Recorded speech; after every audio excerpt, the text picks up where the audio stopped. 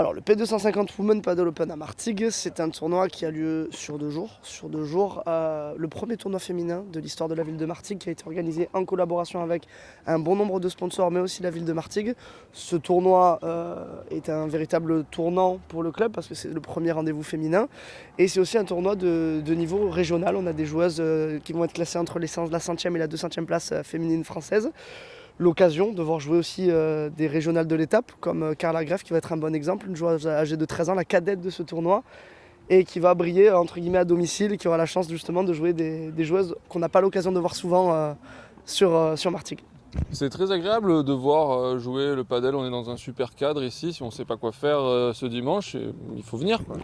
Quoi de mieux qu'un parc avec des arbres fleuris au mois d'avril, une température d'été, des terrains magnifiques, beaucoup de monde autour des terrains, c'est une belle surprise, on est très content d'avoir beaucoup de monde autour des terrains.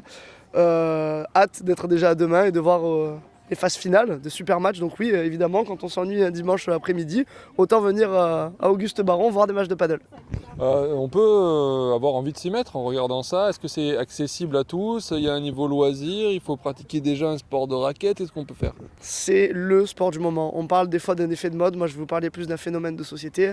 On voit des célébrités, des joueurs de foot professionnels, on voit tout le monde se mettre à jouer au paddle.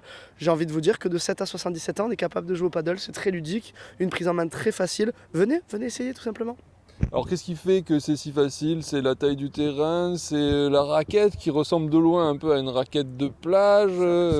C'est quoi ces histoires de vitres aussi? Les balles elles rebondissent? Vous avez du mal au tennis, on décide de mettre des grilles et des vitres autour d'un terrain de tennis, des raquettes un peu plus petites avec entre guillemets un peu moins de technicité, les balles qui tapent les parois et donc qui ont tendance à toujours revenir au centre. Ça donne un jeu beaucoup plus familial, plus sympa, beaucoup plus dynamique et forcément un peu plus de jouabilité.